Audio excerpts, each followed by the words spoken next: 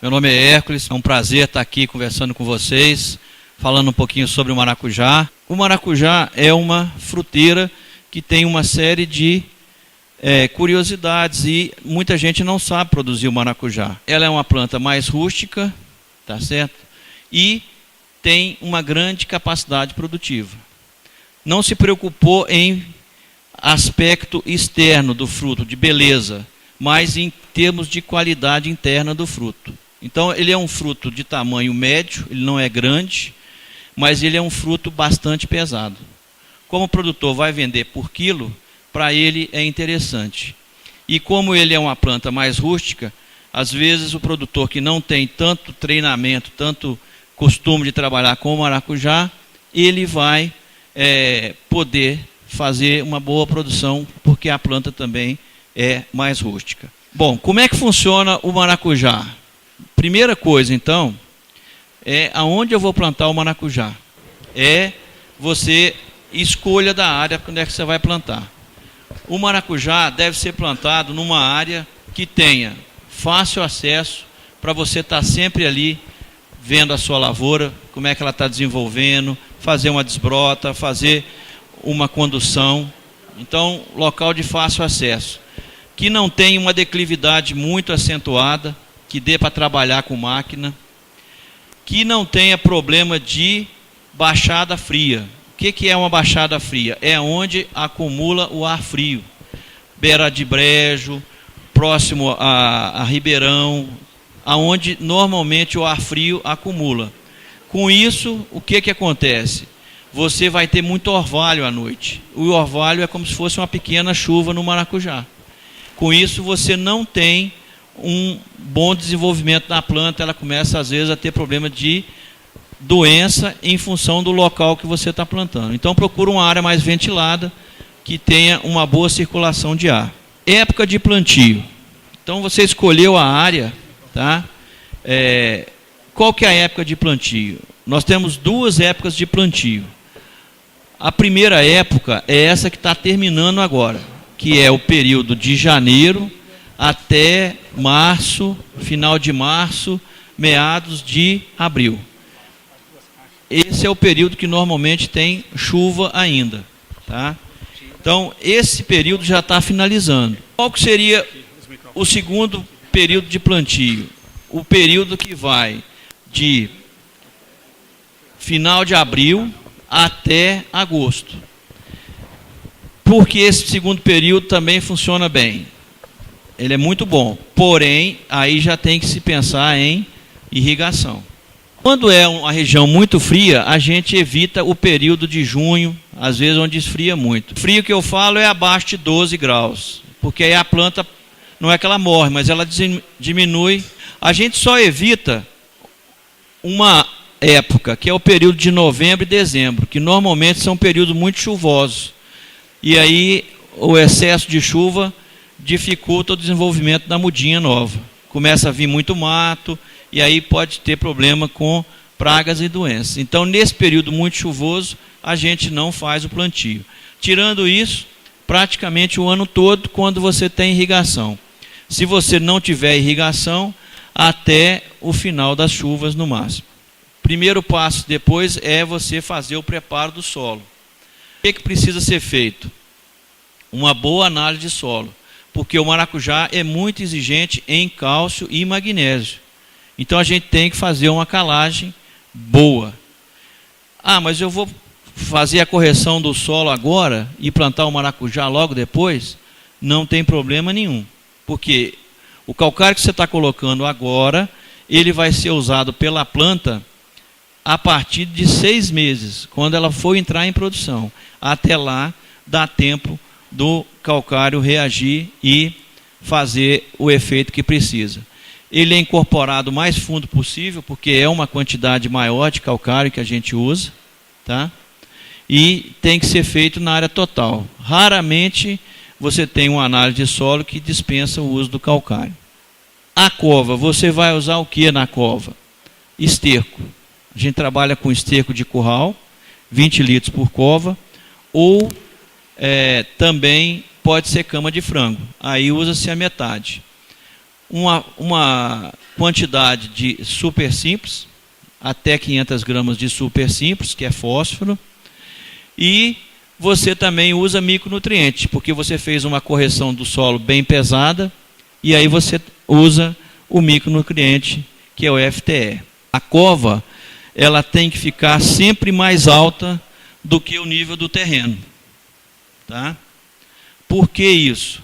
O maracujá, ele não tolera terra, ou então água, ou então adubo, nessa região aqui, do colo da planta. Então a gente tem que deixar a cova mais alta. Ela vai ficar tipo um murundum. Com o passar do tempo, ela vai nivelar. Ela vai abater e vai nivelar. Se você deixar ela já nivelada, com o passar do tempo ela vai afundar. Então por isso que a gente tem que deixar a cova mais alta do que o nível do terreno. Isso é um fator importantíssimo para você ter sucesso. Fez a cova, separa a terra de cima da terra do fundo. Os primeiros 20 centímetros é a terra melhor. Você põe de um lado. Os últimos 20 centímetros, a terra mais baixa, você põe do outro lado. Aquela terra de cima, você vai misturar o esterco e os adubos. Mistura bem misturado e joga no fundo da cova. E vem com aquela terra fraca do fundo e completa a cova, deixando ela mais alta. Com isso, o que a gente está fazendo? Com que a planta vá forçar aprofundamento de raiz. Ela vai descer a raiz para procurar o esterco e os adubos que ficaram lá no fundo. Então, por isso que é importante você deixar a terra boa com esterco e adubo no fundo.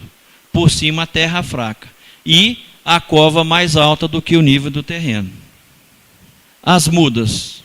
Então, essas mudas têm uma tecnologia muito grande nelas. Tá? E o produtor tem que ter um cuidado na hora de plantar. Por quê? Chegou, a muda tem que estar, a muda chegou, o produtor já tem que estar com a cova pronta. Tá? Molha a muda dentro de um balde com água, aperta e puxa. Um cuidado muito grande que o produtor tem que ter na hora de plantar é de não usar o tubinho ou chucho para fazer o buraquinho. Ele tem que abrir com o enxadão.